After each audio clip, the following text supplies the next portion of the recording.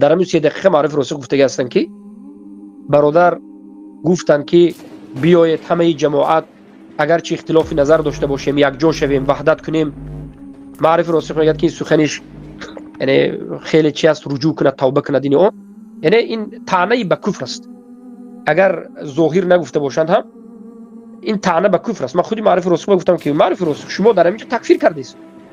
سخنی که معرف راسخ به بالای من تهمت کردند و شما جوانهایی که هستید در حقیقت جهلا تهمت کردید. اگر همین صدای من بیارید من میبرایم در بین مردم میگم که کافر بودم توبه کردم. من میبرایم در بین مردم میگم که کافر بودم توبه کردم. من میبرایم در بین مردم میگم که کافر بودم توبه کردم.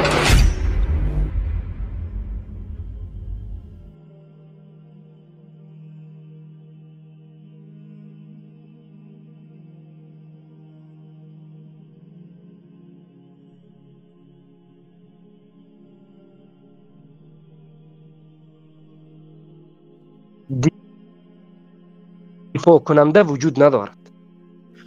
ما اگرچه اختلاف نظر بسیاری مردم از همدیگر اختلاف نظر دارند، لیکن ما مصلحه عمومی را وقتی که نظر میکنیم ما باید همدیگری را دفاع کنیم، همدیگری را احترام کنیم، همدیگری را باید همچون یک ملت دانیم. و علیکم السلام و رحمت الله و برکاته. برادر گرامی صحتتان خوب است؟ سوال داره خیریتی؟ نه بازوق اول اومدم باره مدنی صاحب گپ زدم که یک جایش میگه که با وجود که اختلاف نظر داریم ای تاجیکا به خاطر مصلحت عمومی بین از یک دیگر خود دفاع کنیم و ای دیگر احترام کنیم. یعنی اختلاف عقیده، اختلاف نظر، اختلاف عقیده خودش توضیح داد. میگه با وجود از چطور از یک دیگرتان دفاع میکنه، یعنی میخوام معنای وحدت هم میده. و ما اونجا گفتم که میگه که بین تاجیکا با وجود اختلاف نظر داریم با دیگر متحد شویم. دیگه این کلماتی است که یعنی ظاهرش کفر است دیگه، که با کفاری که عقیدهش خلاف است و میگه ما متحد میشیم. اونا با ما ارتباط گرفتن، گفتن شما این گپای ما رو ببینین، ما این گپا نگفتیم، این تو گفتن. و ما باز دوباره رفتم سعی کردم او را دیدم و نظر شاید چی کردم، دوباره در دقیقه 26 تا 27 این گپ گفتم.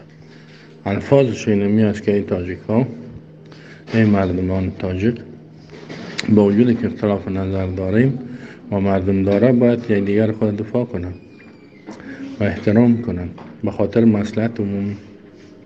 این گپا مرا گفت که تو مرا قسم داد، گفت ببینم گپای ما و باز بگو. دیدم و این گپ بود، ما برش باز پیام ماندم که این گپ واضح روشنه. مرا گفت که اول مرا گفت که نه تو غلط فهمیدی، هدف موضوع گپایی است که با وجود اختلاف نظر داریم با بالای دیگر تهمت نکنیم، با بالای دیگر تهمت نکنیم، اینطور گفت. ولی ما باز سعی کردم این گپ بود، همین گپ بود که یک دیگر خود دفاع کنیم.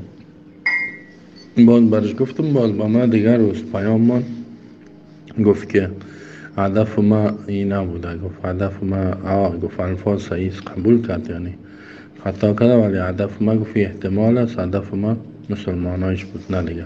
گفتم خب شما گفتین که با وجود اختلاف نظر اگر مسلمان ها می بود خب می گفتین. حادثه یکی در مسکو شده گذشت، ما مردم خودکش هستیم. یا جوانهایی که در ترکیه پرانیدن، اینها تاجیک بودن، یک نفر تاجیک یک نفر به نظرم روس می کدوم میگی افغان نبود، ای جاهلی بی ادب، ای افغانای جاهلی بی ادب، شما جاهل بی ادب هستید، شما بی ادب هستید. ای افغانی جاهل، ای افغانی کبرا، ای جاهلی ای کبرا، ای منافقین. ای قوم من گفته گپ میزنم، ای قومی من گفته گپ میزنم. این تاجیک که در تاجیکستان هستن امروز، اگر که اختلاف نظر داریم، ای حزبی ها، ای نهضت اسلامی تاجیکستان، ای گروهی 24، اگر که اختلاف نظر داریم، من و شما یک قوم هستیم. ای قومی من، یا قومی.